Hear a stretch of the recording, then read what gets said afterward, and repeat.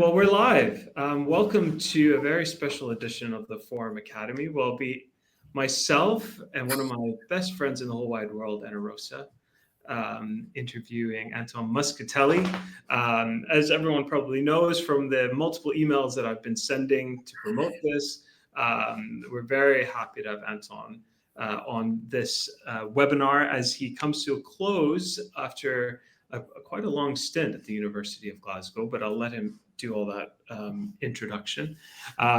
So very happy to kind of get his thoughts and about the education sector, about leadership, about kind of where we see ourselves in the future with this ever-changing economy. But before I do that, I'm going to pass it over to Anton.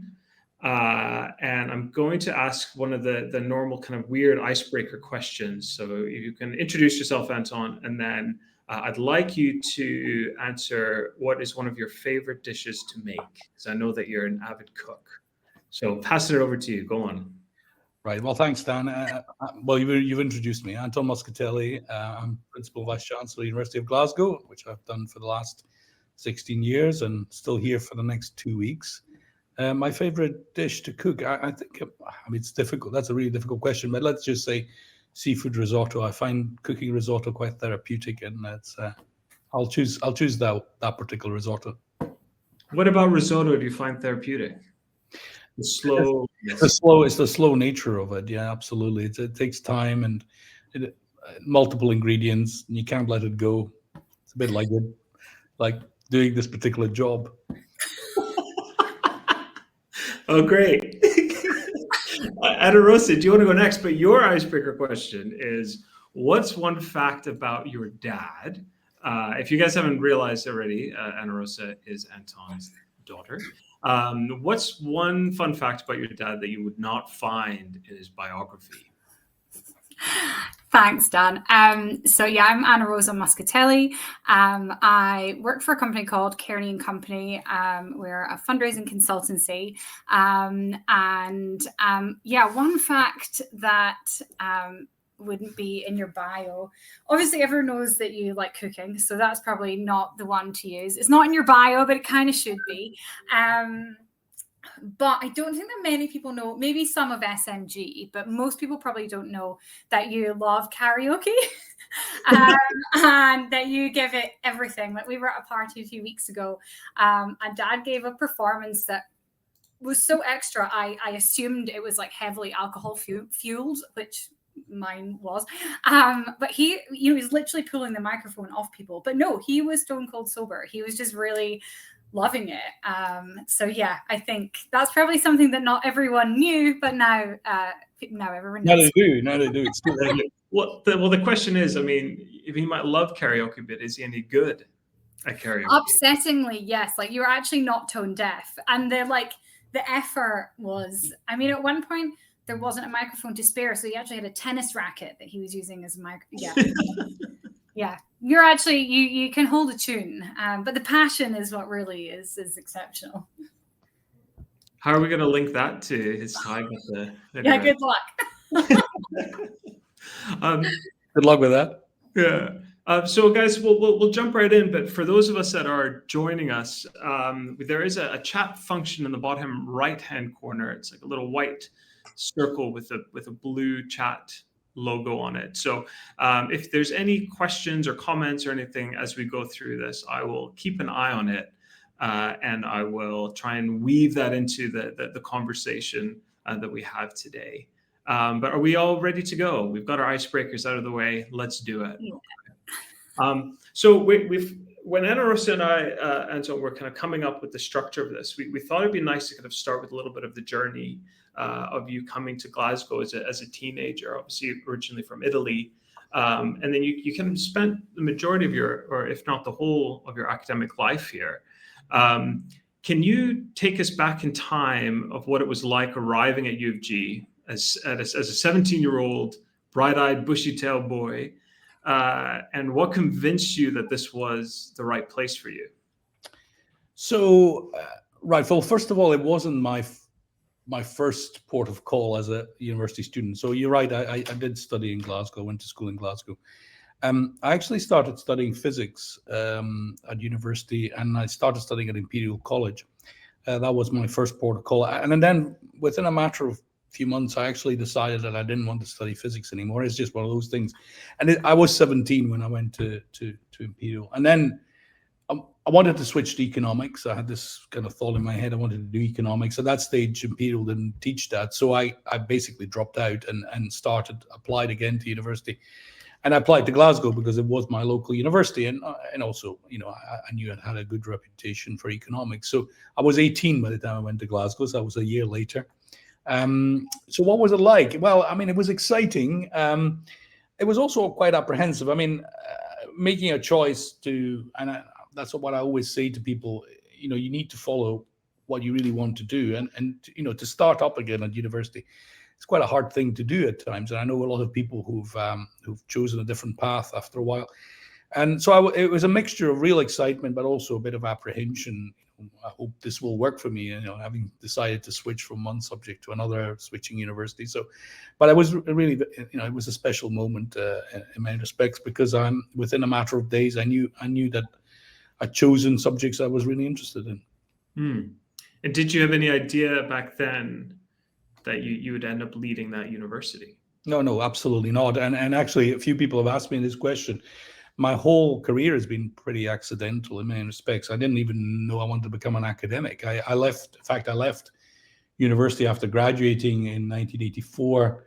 I started on a graduate training program. And then I got a phone call within a couple of months saying that there was a teaching assistant. Well, it was a lectureship, but a temporary lectureship, but it was effectively a teaching assistantship, because they were looking for somebody to basically teach. I had no research credentials at all, and I didn't have a great field. And they asked, would I apply? And I applied, and eventually was interviewed and got the job. So that shows you how accidental it was. But no, until I actually became a vice principal at the University of Glasgow in 2004, I really never thought that academic management was going to be my career.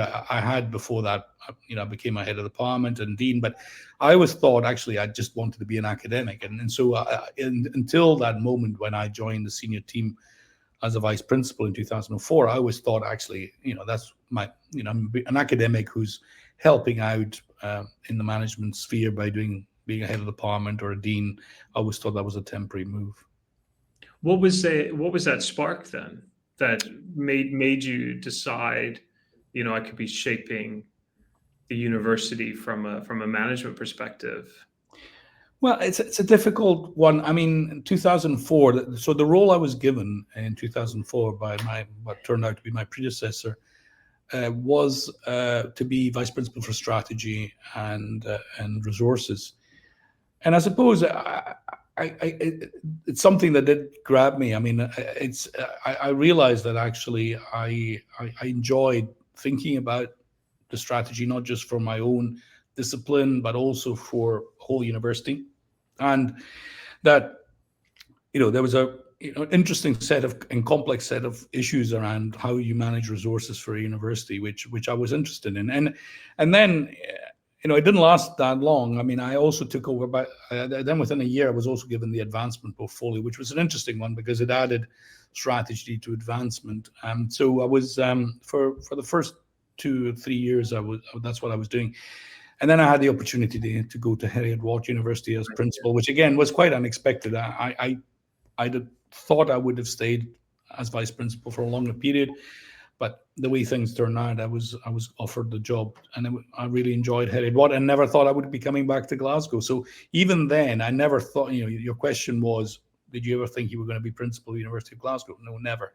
Even when I left for Heriot-Watt as principal, I thought, well, this is goodbye Glasgow, and who knows if our paths will ever cross again. So fickle, just off to Heriot-Watt. Yeah, so fickle. And well, I mean, the reality is, and I think it's quite.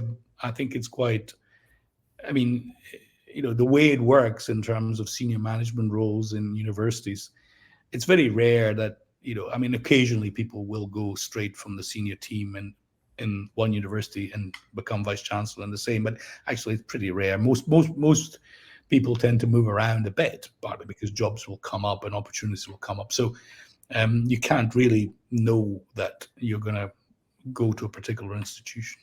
Mm. Yeah, I've seen that when I was working there too, individuals leaving for a different job and then returning. And that seems to be kind of the way that you, if that is your ambition to rise in the ladder, it's very difficult to sometimes do that internally. Yes, yeah, absolutely. And Rosa, did you have some stuff that you wanted to ask your dad? Yeah, when you said that, no, I didn't know that I'd be leading this place one day, in my head I was like, maybe he wanted to be like a famous singer. Maybe that's where the karaoke came from. I'm kidding. No, my question is not about that. Continue the karaoke theme if you really want to go down that route, Rosa. But yeah, you're looking for it. No, no. My questions were, I guess, obviously over the kind of 16 years in this post, I know there have been lots of kind of standout, memorable moments. Can we do like a good, the good, the bad, and the ugly-ish? Yeah, so if we start with like, start with the more, I don't want to say negative, but what was your greatest challenge? If we start with that over the 16 years. Yeah, well, the greatest challenge was at the very start of returning to Glasgow. I mean, one of the things about the University of Glasgow is that in many respects, there were things we were doing really well when I rejoined in 2009. I mean, we've always been a university that's been very good at widening access, and we might come back to that. We had a really good student experience, but in some respects, we didn't punch at our weight, or indeed, certainly not above our weight, in areas like research. If you look at our performance in the research assessment exercise, which is, those of you who are viewing will know it happens every 6-7 years, 5-7 years, and evaluates the research across all UK universities. And back in 2008, Glasgow was 33rd in the UK, and so and we were probably one of the least international universities in terms of number of international students. And so there were things that weren't working well. Financially, we also had a real challenge at the beginning. When I rejoined in 2009, it was clear that if you looked at financial cash flow, it was really not strong. We also had a bit of a moment of real uncertainty at that time, because it was immediately after the great financial crisis in 2007-8, and some of you may remember there was a period of austerity in terms of public spending in the UK.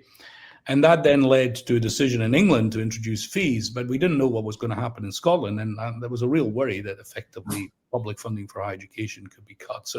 So a huge amount of uncertainty at a time when the university had very, very few resources. So that was a tough time. And I decided I also wanted to change the structure of the university, because I felt it was very fragmented as an institution. I had a lot of departments, many faculties, and there wasn't really a clear direction of travel. So that addressing all of those things in the first 2-3 years was certainly in the first year was very, very challenging indeed.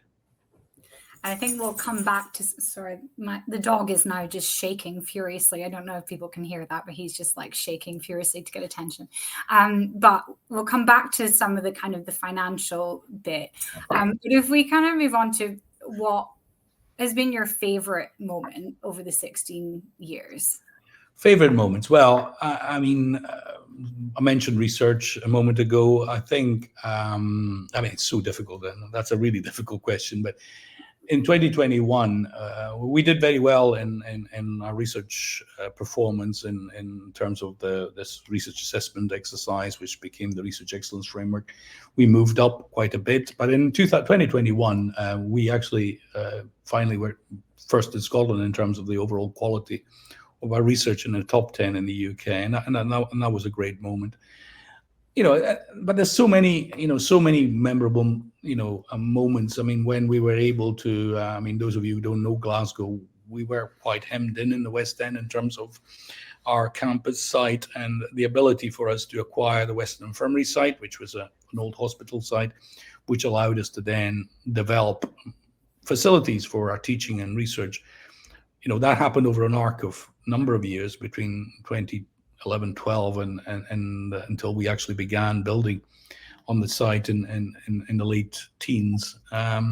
So so many great moments and so many memories. I could name many more. I mean, when we launched our first transnational education programs, we've got hubs in both China and Singapore.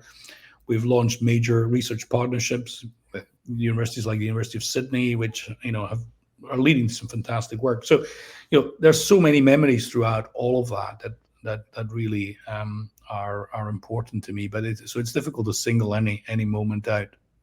I love that of all the ones you featured, you didn't feature the fact that as part of your job, you got to graduate both me and my brother Roberto. But that's fine. Like, I want you. Yeah, well, I always think that's quite a difficult one, because I wasn't sure whether it was your greatest moment either. But no, for me, it was a very memorable. Being able to be at a graduation ceremony and preside over that, when I got to hug both you and your brother when you got your degrees, was a very, very special moment. But I thought we were focusing on the professional. I thought this was about me. No, about you. Okay. No. All your questions, Marisa. That's it. That's it. We're done. And finally, what? I guess it's tied into this, but what? Come 5 p.m. on Tuesday, the 30th of September, because apparently you're not even taking a half day on your last day. What will be the thing that you miss the most? Oh, and without a doubt, I think I will miss the people, and that's colleagues, students, and I said this, and we had a drinks reception last week which was a kind of farewell reception. And I did say the bits I will probably miss most is those incidental moments when you could be having a coffee or a drink with a colleague, either on various international missions, or meeting people as we're you get to chair appointing committees as Vice-Chancellor quite a bit, and you get to interact with people, visiting events in various disciplines, our schools and colleges. Frankly, it's such a varied role and such a privilege to meet so many colleagues and students. And that's probably what I'll miss most. It's as you know, universities are huge and diverse communities. Glasgow has 40,000 students, just about, has about 12,000 colleagues. That's like a small town, effectively, or a medium-sized town, and it's that kind of interaction, daily interaction. That's probably what I will miss most. Yeah. Okay, I've been cut off from questions now. So thanks. We've actually got a couple of questions in the chat. One from Orla and one from Claire. Orla, I'm going to weave your question into one of the other questions later on, if you're okay with that. But there is one from Claire that I think is still kind of within this in this theme. Both of them are great questions. Claire is asking, Anton, what's the best contribution alumni have made to the university during your tenure? Where would you like the university to go next in its alumni engagement? When it's alumni engagement,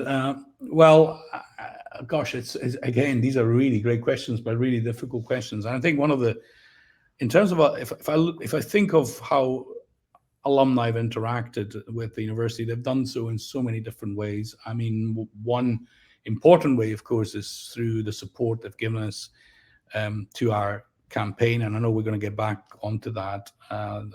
We launched our World Changing Glasgow campaign, which was hugely successful, both in terms of supporting our campus development, but also our scholarships, etc. But in terms of alumni engagement more broadly, I mean, I think, again, one of the striking things is just how diverse the activities are that some of our alumni undertake.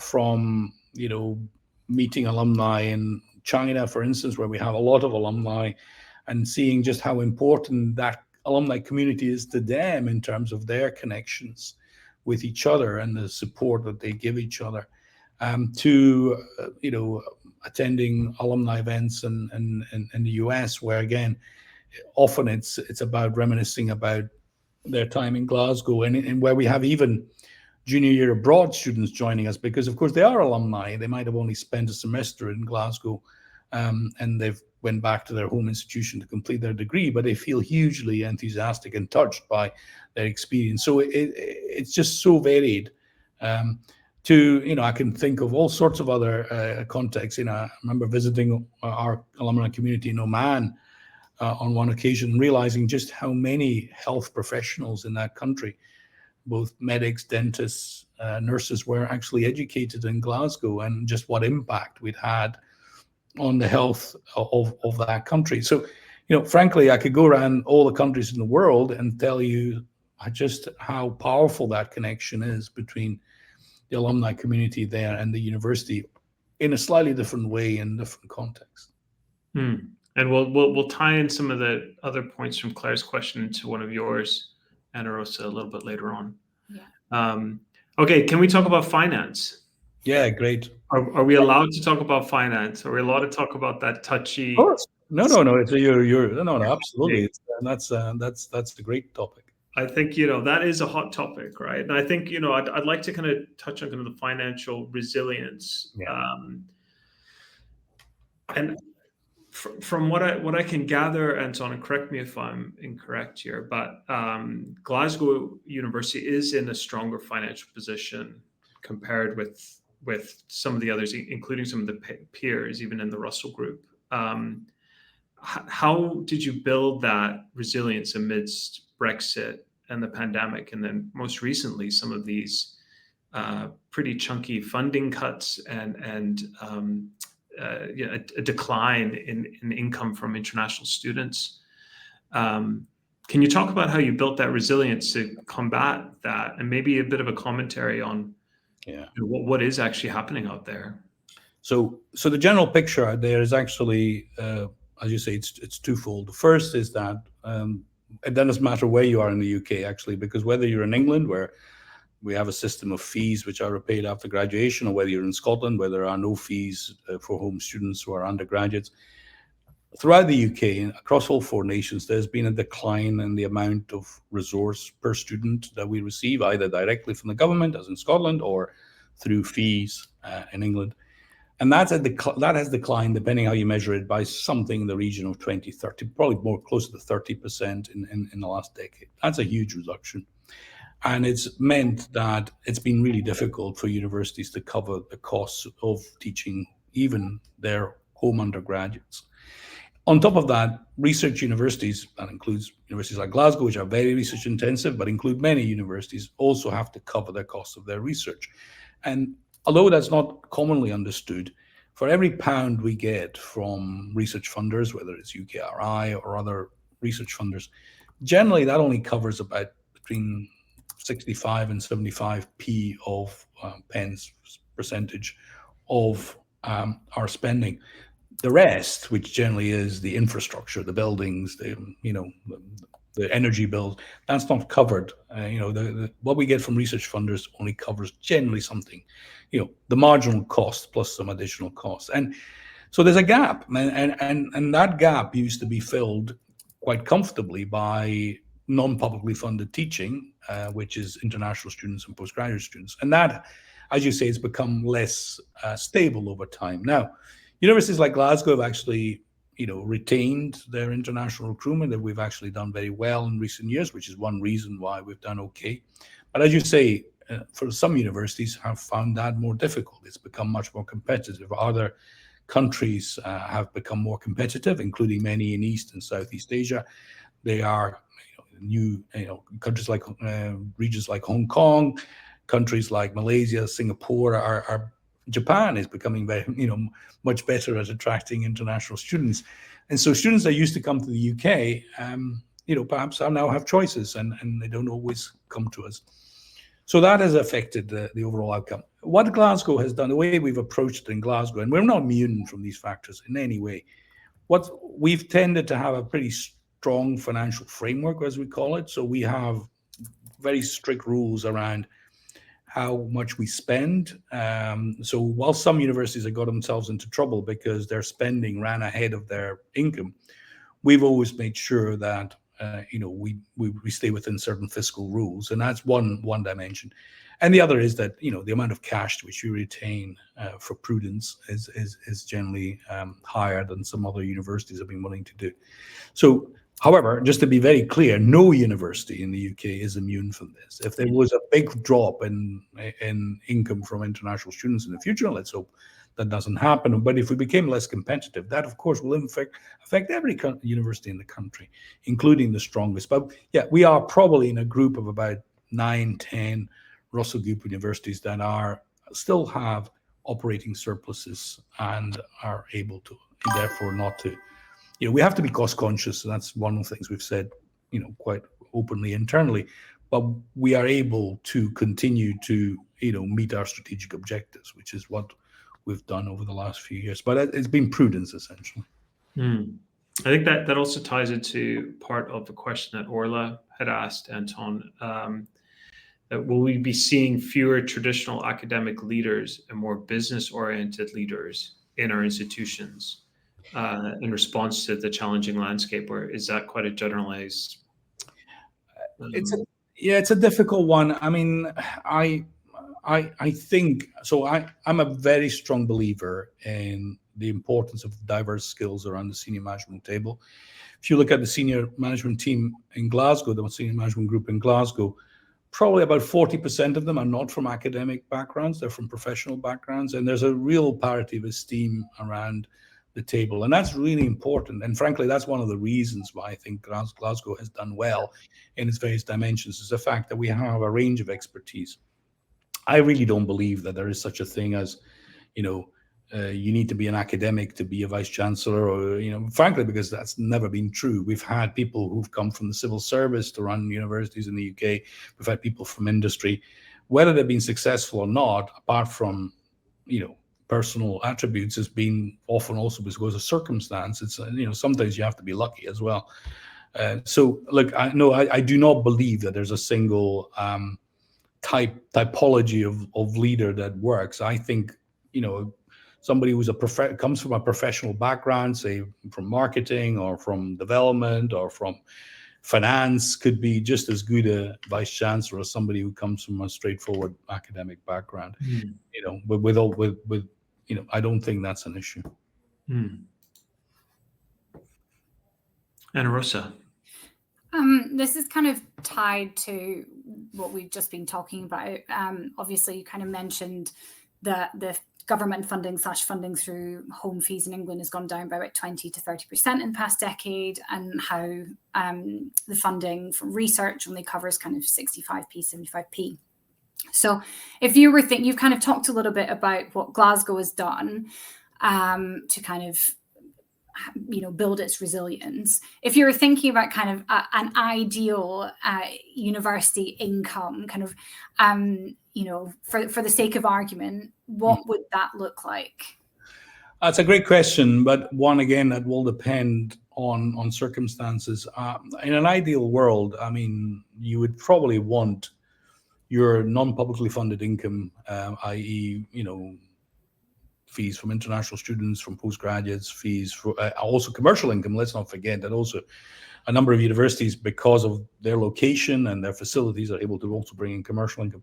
You would hope that at least covers some of the deficits around research. But you really, frankly, it's going to be very difficult for the sector in the UK to balance its books unless public funding rises at least to cover the costs of undergraduates, of home undergraduates. I mean, frankly, that's, and I've said this in an interview, I think it was for the Herald earlier this year. It's a bit like countries which run current account deficits and then expect the rest of the world to finance their current account deficits, and we call it the kindness of strangers in economics. It's I really don't think that works, frankly. I think you've got to look after your own higher education sector. So anyway, so that's a kind of rule of thumb I would use.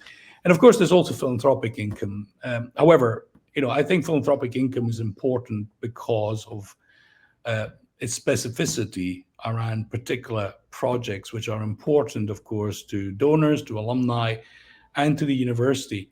It's never going to be, we're probably in the UK, we're not going to get to where some US institutions are in terms of the proportion of our income that comes from those sources, partly because the level of unrestricted giving and, endowments, etc., and even with the exception possibly of Oxford and Cambridge in the UK, no other university has endowments which are so unrestricted and so large that can play a role.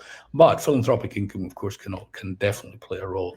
And our campaign in Glasgow was very important in terms of achieving what we could achieve in terms of both our capital ambitions, our campus development, but also our scholarships. So it plays a role, but it is a complementary and supplementary role to the main financial pillars of the university. Thanks. I think you're psychic, having grown up with a daughter who works in fundraising. You knew my next question was going to be, where does advancement kind of fit in there? So thanks. But I can ask you. So I've answered part of your question about where advancement fits in. But one thing I wanted to put a plug in for, and I think Glasgow has been in the forefront of this in the UK, is that an integrated approach to advancement. We have a number of universities in the UK still have quite fragmented advancement structures where you have separate marketing and comms from development, from alumni relations. One of the things in Glasgow is that we've brought all this together into a single external relations function, and I do think it's been one of the best decisions we've made, because these, well, as you professionals know, these functions are incredibly complementary. The skills, and you can that it can really supercharge what you're trying to achieve in the external relations sphere to have an integrated advancement model. So it's certainly one that I would advocate. And whenever I've spoken at Case Europe and other Case and IOF and other events, I've always advocated for that. I think it's the right model. And it's also because it gives people also career paths which span across disciplines. We keep talking about multidisciplinarity in academic spheres. That multidisciplinarity often also applies in professional spheres as well. Well, I obviously couldn't agree more. But I mean, we see that quite a lot with kind of, you've got various different relationships as well over here with companies, and then the person who works at the company, and tying that all together is it's kind of a no-brainer. So totally agree. Well, we've got a good question in from Neil Francis here, Anton, and this is an interesting one. Do you think that we have too many universities, and in the same breath, and that some of the breadth of the courses offered could be better delivered at lower costs in another setting? These are great questions. I mean, whenever I'm asked that question, and I was asked by a TV station yesterday, and I'll probably be broadcast next week, so you'll get an early version of that answer. I don't think you can come up with an arbitrary number. This is the right number of universities. Clearly, if you look at Scotland, if I take Scotland, you have 19 higher education institutions, which relative to the population is quite a large number compared to other parts of the UK. But I really don't think you start, your analysis at that point. I think you've got to look at the whole shape of the sector. You have to look at I personally think that inevitably public funding becoming tighter in the UK, you're going to get more specialization in the university sector. I'd be surprised if that wasn't the case. Now, that's not bad as long as it then doesn't leave major gaps in provision. This week the British Academy has published an important report which shows that there are some cold spots in the UK as a result of the cuts in higher education around arts, humanities, social sciences. So you've got to be very careful with the way it's shaped. I suppose one of the concerns I've got is going forward, none of this is very planned at the moment, partly because in England there isn't such a thing as a funding council that acts as a kind of provides that oversight. The Office for Students does in England. In Scotland we do have a funding council, but it doesn't have the resources to really shape the sector. So there's some really big challenges around what the shape and size of the sector should be. I mean, I genuinely, let me just conclude possibly with this point. I genuinely think that in all four nations of the UK, there's going to have to be some thought given as to what the right shape and size of the sector is. And often we tend to jump to the final point, which is how we're going to fund it. Yeah. That's the final piece of the puzzle, frankly. The first piece of the puzzle is what kind of higher education system do you need, whether it's in Scotland, England, Wales, and Northern Ireland? What kind of system do you need for tertiary education, which is right for the economy and for society? And you start with that, and then you work backwards and you say, okay, well, this is the shape, therefore, that we need. And then the final piece of the puzzle is, well, who's going to pay for it? And that is ultimately dependent on politicians' decisions. It may be different answers in different parts of the UK, but that's the final piece of the puzzle. And we always tend to jump to, well, who's going to pay for this? No, we should start by asking, what is it the country needs, and then work on that basis. So there's one in from Orla, and Orla, I think you might just have a copy of the questions I was going to ask. This is like identical to the next one about the international and civic role, about how Glasgow's built a strong international reputation, while also strengthening its role as a civic university in the city. And some may see these as kind of opposing priorities, but why would you see them as complementary, Anton, the civic and then the international combination? I think they're totally complementary, and I suddenly remember some discussions internally in Glasgow when I started about, as we were becoming more international, whether there was a trade-off here, and there isn't a trade-off. And I'll tell you why. I'll give you a couple of examples why. The first is that, the best universities in the world are those with a strong civic mission, and that, and they're also on the world stage. If you're a student coming from one of the most deprived parts of, Glasgow or the west of Scotland or Scotland as a whole, you don't want to just go to a local university. What we offer in the university is access to one of the very best universities in the world. And yet that civic mission, which is to offer higher education to everybody who has the potential to succeed, is really important. Another dimension, another example, we do a huge amount of work around innovation and economic development in Glasgow. Innovation stems directly from our world leading and international leading research. But the translation of that is about creating jobs in our city. So we sit at the heart of the Glasgow Riverside Innovation District, which we help to lead. It's one of 2 innovation districts in the city of Glasgow. And it comprises not only the affluent West End, where the university sits, but huge swathes of the city, which again are socioeconomically hugely deprived. So this is the translation of our research, which is world-class and international, and it's got international partnership, translates into important economic development effects locally. We account for 4.4 billion of economic impact in the city of Glasgow. We're not only one of the biggest employers, but through the creation of spin-offs, which then create jobs locally. Not all for university graduates, by the way. A lot of our companies are creating jobs which are for college graduates and for school leavers. Yeah. And that's what universities are. They're anchor institutions, but anchor institutions that strong anchor institutions require that projection on the world stage. And finally, one other thing, whether locally or globally, we as a university are very proud of the impact that we have. We're ranked 12th in the world in the Times Higher Education Impact Rankings, which measures how we contribute to the UN Sustainable Development Goals. We don't want just to be one of the best universities in the world, which I think we are. We want to be the best university for the world. And for the world doesn't just mean the rest of the world. It means the rest of the world and your locality and your civic your civic mission. The 2 things are entirely complementary. Sorry, that's a long answer, but that's I'm very passionate about the fact that the 2 things are highly complementary. Yeah, I think we've struck onto something here. Orla has, at least. Orla, well done. So why is the government? Okay, never mind. It frustrates me a little bit that is a known element of the growth of the economy locally and within Scotland as well as international. But what's the reasoning behind funding cuts from governmental institutions then? Look, and let me be compassionate with the government perspective. Essentially, the UK has faced, and devolved governments as well, have faced a really strong fiscal squeeze over the last few years. Essentially, we've had no growth in the UK. We've had growth, but very minimal growth since 2007-8.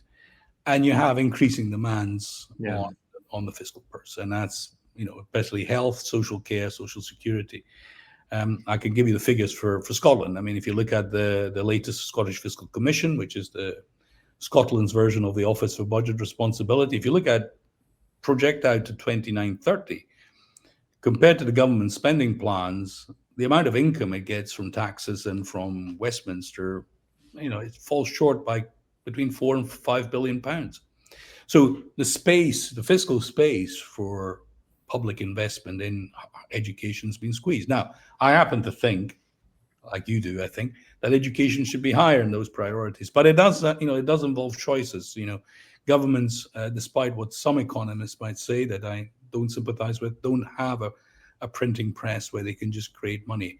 Money has to come from growth and also from fiscal decisions. And it's really genuinely difficult. But what we have to do in the sector is make a case for higher education to be up there amongst the best, the top priority. Okay. I don't know, so are you up? Because I've lost track. Yeah, I think you're onto sector shifts, aren't you? Yeah. I could probably talk about this one specific topic for the rest of the thing. I know. I'm gonna peel you away, though. I think we might fall back into this, which is obviously the sector looks different, very different to what it did when you first started as Vice-Chancellor, let alone when you first started in previous roles. In prehistoric times, yes. I was not going to say that, but, what would you say is the biggest shift in the sector over the past 16 years? Actually, there's a lot. And I think one of the most positive ones, just to be clear, and this is across the UK, is widening access. When I started as a student, certainly, but also when I started as a lecturer, it was, there was far smaller number of people going to university. And we can have a debate about what the right number of percentage is, but the reality is it was much more difficult if you came from a widening access background to go to university in the 1980s than it is now. And I think that's been a wonderful development, that there is that greater opportunity. I know from my own family, my father came from a very humble background. His parents were effectively subsistence farmers. He had the qualifications and he had the passion to go to university. He wasn't able to do so. He had to just go and work at the age of 18. And so many people were in that position in the UK in the 80s and 90s. And that shift has been great. We've talked about some of the other shifts. Obviously, we've seen cycles in international recruitment, although it's great that the UK is one of the top destinations in the world. It's become more challenging recently, but, around debates that we're having around immigration policy, as well as I mentioned earlier, the competition from other countries. And then we've seen these cycles in public funding. These are big shifts that we've seen over the last while. But maybe one other thing I should mention is that, it's, and maybe something that Dan hinted at earlier, I think the level of accountability that in universities, quite rightly, has increased because public spending has become tighter. And we are much more accountable now than we probably were back in the 80s and 90s around some of the funding that we received for teaching, for research, etc. That's a good thing. But at the same time, we've got to also ensure that universities have the room for maneuver to be entrepreneurial and dynamic as well. Yeah, it's getting that right between like red tape and exactly. that move. Can we just stay on the international student? I am aware of time, but there's quite an interesting question from Megan that she works with international students. She works at University of Edinburgh. Foreign students are feeling tension between being seen as a revenue source within HE, but also feeling the impacts of an increasingly xenophobic state. So the question is, how do you think the UK higher education institutions can reconcile financial dependencies on the international students, but also champion their student experience while they're here? So, and it's a great topic. And let me touch on a couple of points. The first is, of course, some of the debates that we've been having in the UK, not only in the UK, but also in Canada and the US about immigration. Clearly, sometimes spill over to this. But and I must stress this. One of the great things we have in the UK is still that, we have a graduate route visa, which, although it's less generous than it was before, still makes it very clear that higher education is one of the really important ways in which the UK opens itself up to the world, brings talented people to this country, creates linkages to the rest of the world. So that's, and we must continue to, although we can have our debates internally about these things, I think we need to continue to demonstrate that, this is really important. I mean, whenever I go abroad, as I say, meet alumni, you realize just what an impact their education in the UK has had on their lives. And I want to use the word soft power, but the soft power that it's given the UK. Now, the other point, however, is quite right. This issue that international students, like UK postgraduate students, actually, are effectively paying fully for their tuition, and is that an issue? Well, I think it is an issue, but whenever I've spoken to national students, I think they realize that they're quite happy with a world in which some of that funding is going to enhance the research in their university, because after all, they recognize that they're enhancing the reputation of their institution. So it's a complex issue. The one thing that is really important is that increasingly, of course, international students don't just want a welcoming environment, which is really important, but it's also that they want to be sure that the education they get here will help them in their career. So one of the things we're doing in Glasgow, for instance, we're working in collaboration with Birmingham University, but also work we're doing ourselves in destinations like in center countries like China and India to help students get on the career ladder, because we recognize that the support we have to give them is not just their education whilst they're here, but also how can we support them when they go back to their countries, as many of them will, to do that. So we have an important role as ambassadors for the UK with students who come and study here to really ensure that we can support them, not just doing their studies, but throughout their lives as alumni of the university. And then the second part of that question, Anton, was kind of around the kind of the nationalist element or the xenophobic state. Have you seen that that's had an impact on the protests that happened kind of in London? Well, fortunately, I mean, and again, maybe we're a bit protected. I mean, we haven't seen as much of that. I mean, Glasgow, I don't think has seen any of that, and certainly we've been. I mean, whenever I speak to any politicians, they're hugely welcoming of international students, and that's been very positive. I mean, it's really interesting is when the Universities UK did a survey of, and I think it was in the run-up to the general election last year, around attitudes towards immigration. It's clear that people do not regard international students as linked to immigration at all. They are very favourable, and where people have concerns around immigration, it's not around international students. So again, I don't think that's necessarily an issue. It's not something I particularly like to see, clearly. I like a lot of people who are perhaps more on the progressive side of politics. But I don't think it necessarily means that we have a hostile environment in education. I think generally I've seen a huge propensity to welcome international students, not only in Glasgow, but across the UK. So, and long may it continue. You have to realize, again, if you look at long-term economic development, those countries that are open to the world that do best. Countries that shut themselves off from the rest of the world, generally it's a one-way ticket to misery, as well as xenophobia tends to go hand in hand with autarky and misery, in my understanding as an economist. Let's move on to leadership. We've got about 8 minutes. I think we're going to just plow on with it. Is that okay, Ana Rosa?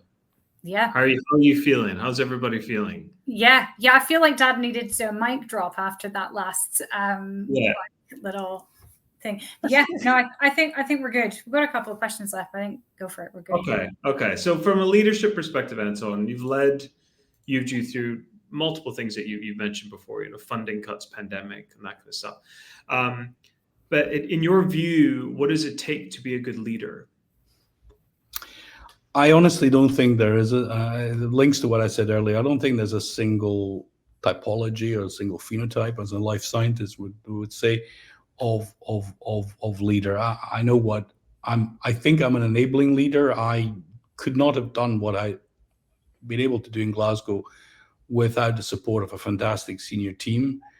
I think you really need to play leadership as a team, frankly, because I genuinely do not believe. I mean, you were asking me earlier about the models that work. Well, I don't think a model that works is the single-handed leader. So I believe in team leadership. So I think that's really important.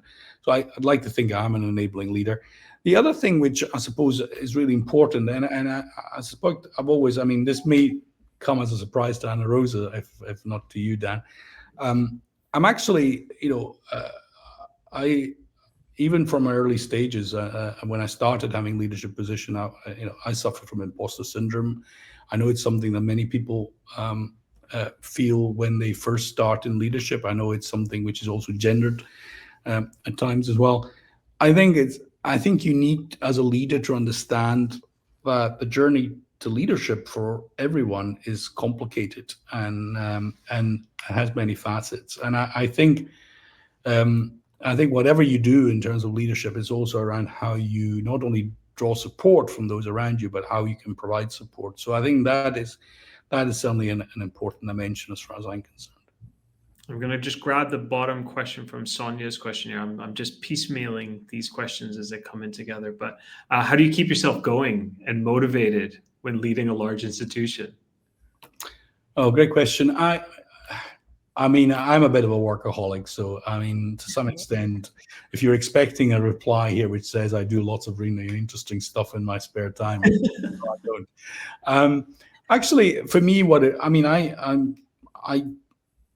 it's funny. Yeah, of course, there's things I like doing in my spare time, and that helps. And we can chat about these if we don't have time today. But what often motivates me is I'm a bit of a magpie. I've said this before around my academic work. So even my management work, if something is making it, if there's a difficult issue to deal with, I will then generally get my adrenaline going by jumping onto some other topic or some other issue, which then gets my adrenaline up, which generally sustains me.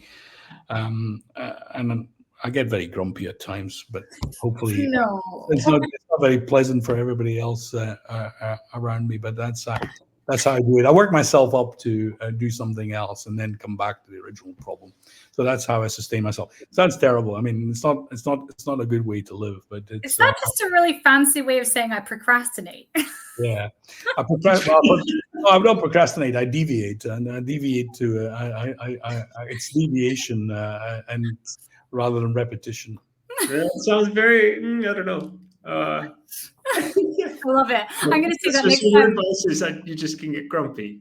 Is that it? Just get grumpy and yeah.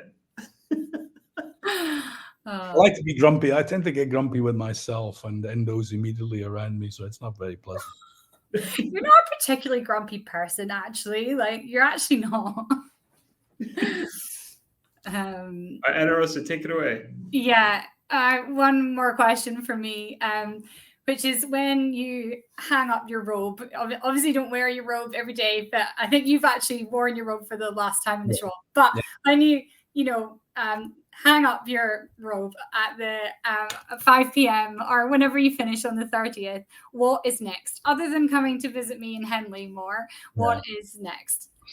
Well, what's next? I'm very privileged to have been elected president of the Royal Society of Edinburgh, which is Scotland's National Academy. So I'm already doing that, and I look forward to doing that for the remainder of my term of office, which is a very varied role, but it's not running an organization; it's more stewarding an organization. So I'm looking forward to that. I'm looking forward to a variety of things. I will still stay in touch with higher education. I'm probably going to be doing a little bit of small amounts of consultancy around higher education. I also sit on the University Grants Committee of Hong Kong. I think my second term of office there is for another couple of years. And the other thing I hope to do more of, and this is where I do hope to have more space, is to have a bit more time around also thinking about my own discipline, particularly economics, but in the context of public policy. I think we're going through some really tricky times, and one of the things I have been able to do over the last 16 years, beyond helping to lead the University of Glasgow, is being around some public policy issues, devolution in Scotland, fiscal and monetary issues. I'd quite like a bit more time to think about those things, and possibly, if given the opportunity, to contribute to those debates. And some holidays as well. Yeah, Some holidays. Holidays. More time where you won't be grumpy. listening to music and as opposed to performing music, which clearly is not a good idea. We're bringing the karaoke back. Okay, we'll have another special edition in the breakout room with Anton singing. Let's not do that. I will always love you. Anyway, okay. All right. Wrap up. Last question for you, Anton, is if you had to pick a lasting legacy of your time as principal, what would you want it to be?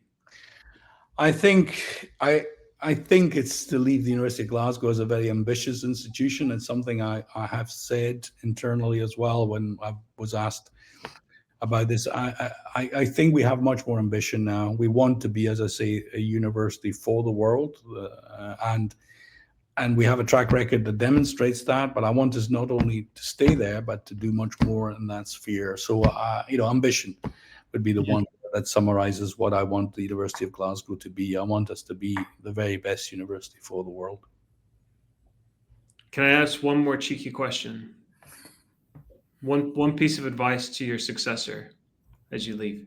Oh, I honestly don't think he needs any advice. I think when I say the word ambition, I think Andy will absolutely shares that view. He said that publicly, so no, I don't think he needs any advice from me. And it's a really bad idea for people to give advice to successors. Everybody's got their own style and approach, and I'm sure he'll be an absolutely splendid Principal and Vice-Chancellor at the University of Glasgow. So diplomatic. Brilliant. Well, Anton, we could probably talk for much longer. I know your time is limited, though, and I really do appreciate everyone who put questions in the chat. We did try to get to everybody, or at least kind of pick and choose some of the elements of those questions and weave it in. But I really do appreciate you taking a bit of time out your day to be candid and open and honest with us about a variety of different topics, and taking a bit of a grilling here and there. Not only from me, but from your daughter. Ana Rosa, would you like to say anything else to wrap this up before we close? No, can I just say one thing, which is you talked about your lasting legacy, and I think, like, obviously you've done so many great things at the university, but the thing that everyone keeps saying to me is how you lead with kindness. And I think now, especially in the world that we're in now, it's especially refreshing. And I'm totally biased. I get that. I'm totally biased to see someone lead so strongly, but who also does it with kindness. I know you're going to make a joke to diffuse that, but I do genuinely think that it is so important. Though I'm totally biased. Thank you. Anton, final word from you. Well, thank you for inviting me on. It's actually been really, really interesting, and it's really been very wide ranging. And as I say to those online, I mean, I know most work in higher education or in related sectors and in charities or educational charities. Like what the work that's done in our sectors is just so important, and I suppose I wish everybody all the best in the sector, and I will stay close to it even as I depart for the backbenches. Brilliant. Do you have another 5 minutes to hop into a breakout room, Anton, or do you have to jet away? No, I can move to the green room now. Okay, so essentially what we're going to get everyone to do, guys, you'll see on the left-hand side of your screen, just like a little arrow button that you can click and it opens up. You'll see, don't click on it yet, but there's a breakout rooms area there that once you click on it, once you enter, they'll ask you if you want to join with your camera, and we can all just say hello, and I can see some of your faces, and then we can go about our day. And so that button on the left with the little door. Okay. Yeah, you'll have to leave this room first, Anton, and then go there. So I have to return. I have to leave the room. Okay, fair enough. Good. All right, folks. Well, thank you so much for joining us. For those that can see in the breakout room, for those not, we recorded this, so we'll be able to send it out to people who missed it as well. So really appreciate it. Thanks again. Thank you.